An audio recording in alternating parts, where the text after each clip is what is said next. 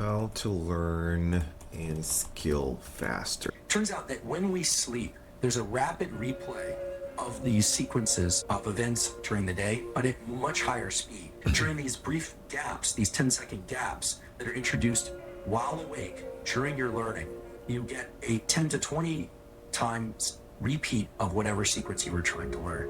So this is a way of getting more repetitions in, even though you're doing less. Brain plasticity is the capacity of the brain to change itself physically to be able to produce new types of outputs. Brain plasticity, it's basically telling us that in a long enough timeline, there's nothing out of your reach.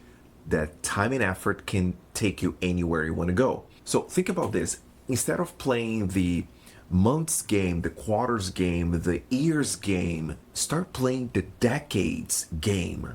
In one decade, you can go from knowing nothing to become a doctor, from knowing nothing to become a pilot, from knowing nothing to become an engineer, from knowing nothing to become a CEO, an entrepreneur. Do not underestimate your brain's capacity to adapt. We're the ultimate adaptation machine. And don't underestimate the capacity for you to be great at things given a long enough timeline. Whether you're trying to get into law, accounting, video editing, sales, or marketing, whatever the core activity that you do, making videos, making ads, writing sales pages, actually doing sales calls, if you do 2 times or 4 times the volume, you will get better, faster, and pay down your ignorance debt at a faster rate than compound. One thing that this clip gives us is the idea of compounding your habits or stacking your habits and becoming better exponentially. This is a concept explored in the book Atomic Habits by James Clear. It's one of the best concepts in the book, in my estimation. Once you start practicing something, there's not a linear growth, but an exponential growth at every step you take, at every new skill you acquire. It's like stepping up on a staircase. To give the next step, you have to stand on the current step. What is this principle saying is that not quitting is a skill. That not quitting produces an effect in and of itself that will put you in a position that you are the only person or one of the few people doing that thing for that amount of time.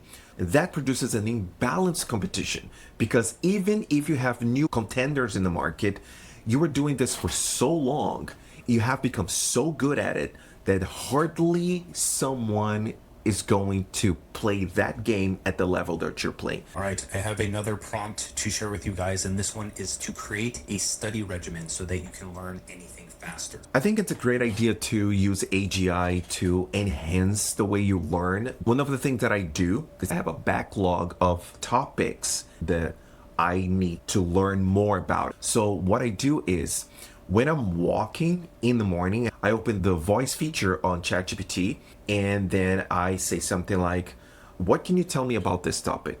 And then I start an interactive conversation with ChatGPT. It will explain something. I will ask follow-up questions. And then there is this back and forth about that topic. It's not passive. I have to pay attention and ask follow-up questions. Where that conversation can go is entirely personalized to my takes. I ask for feedback about my assumptions. I ask something like, is it reasonable to summarize like this or to frame like that? And then we keep having these conversations about various topics.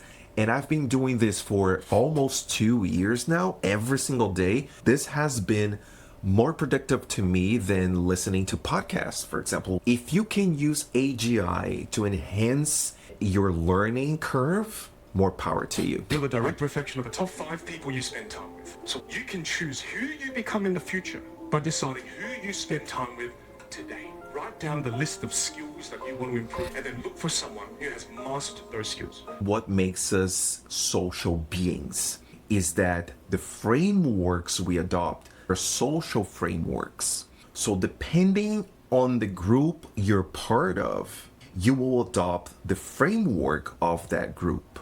If you are around 10 successful people it's because you are the 11th. So you don't define your future. You define your habits, and your habits will define your future. But your habits will live in a framework established by the group. On the flip side of that, I would say if things are not going well and you know you're doing everything you can, look around you. That might be the answer for your lack of motivation and improvement. Change it. That, not you.